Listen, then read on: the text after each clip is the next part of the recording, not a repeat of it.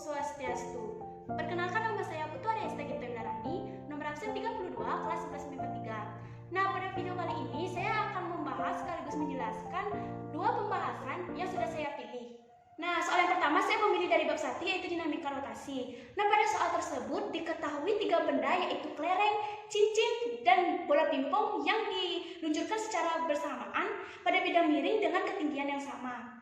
Nah, yang ditanyakan yaitu benda manakah yang paling lambat mencapai dasar?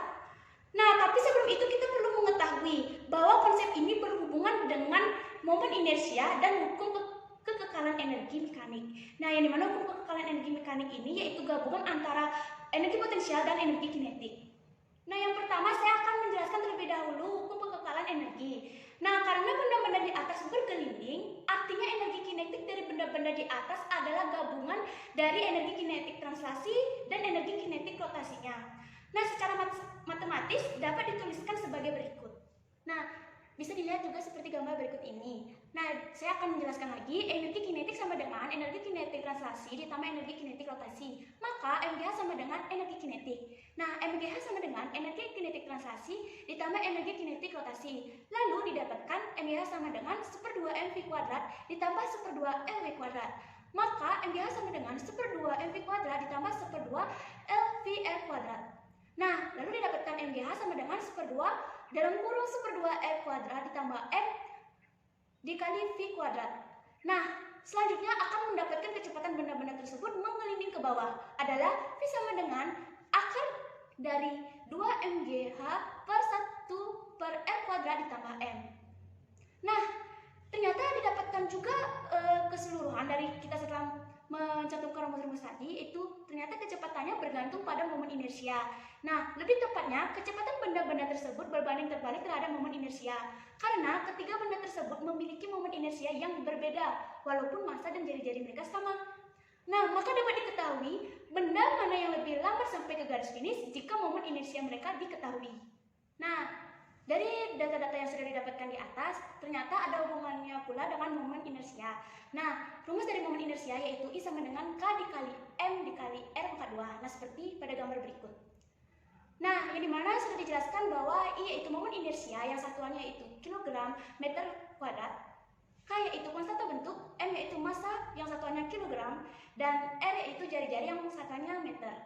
Nah, selanjutnya untuk mengecek permasalahan di atas, terlebih dahulu kita harus mengetahui momen inersia dari benda-benda tersebut. Nah, itu yang pertama ada kelereng yang juga disebut dengan bola pejar, yang dimana momen inersianya yaitu 2/5 mr kuadrat. Dan selanjutnya bola pingpong yaitu sering disebut juga dengan bola berlongga yang momen inersianya yaitu 2/3 mr kuadrat. Dan selanjutnya yang terakhir yaitu cincin yang sering juga disebut dengan silinder berlongga, yang dimana momen inersianya yaitu 1 mr kuadrat. Nah, dari data-data yang sudah terdapat di atas, jadi tanpa menurunkan rumus, kecepatan benda-benda di atas kita dapat mengetahui benda mana yang paling lambat mencapai dasar, asalkan kita tahu momen inersia setiap benda tersebut. Nah, karena kecepatan benda-benda itu berbanding terbalik terhadap momen inersia, maka benda yang memiliki kecepatan yang paling kecil di setiap titik adalah benda dengan momen inersia yang paling besar, yaitu cincin, atau juga sering disebut dengan silinder berlongga. Nah, sehingga terlihat momen inersia cincin paling besar di antara ketiga benda tersebut. Jadi, cincin adalah benda yang paling lambat mencapai dasar, dan urutan benda yang paling lambat mencapai dasar adalah cincin, bola pingpong, dan kelereng. Nah, soal yang kedua, saya akan memilih pada bab 4 yaitu suhu dan kalor. Diketahui saat pergi ke daerah dengan suhu yang rendah, orang biasanya membawa baju tebal agar tidak kedinginan. Jika tidak membawa jaket atau baju tebal, orang cenderung untuk merapatkan tangannya ke badan ataupun ke kedua kakinya saling menempel. Nah, dengan menggunakan konsep perpindahan kalor. Nah, yang ditanya, jelaskan alasan terjadinya kecenderungan. Nah, pada soal di atas, ketika pada saat kondisi kedinginan yang dimana suhu badan akan lebih tinggi daripada lingkungan, maka akan terjadi proses pemindahan kalor dari suhu yang tinggi ke suhu yang rendah. Nah, dengan demikian dapatkanlah konsep pada perpindahan kalor. Nah, konsep perpindahan kalor merupakan suatu kalor atau panas yang dapat berpindah dari satu tempat ke tempat lain. Nah, maka secara tidak langsung perpindahan kalor yang terjadi adalah radiasi. Dengan logika yaitu radiasi adalah perpindahan energi kalor tanpa melalui zat perantara hanya dapat terjadi pada gas dan ruang hampa udara. Nah, yang dimana udara termasuk isolator yang baik, sedangkan pada saat kita memakai jaket termasuk isolator yang panas. Nah, panas dalam tubuh akan sulit untuk keluar ke lingkungan. Maka saat kita tidak memakai jaket, secara tidak langsung kita akan mendekatkan lengan dan kaki terhadap badan. Nah, dalam hal ini, panas dalam tubuh kita juga akan sulit keluar ke lingkungan atau panas dalam tubuh tidak berpindah ke lingkungan.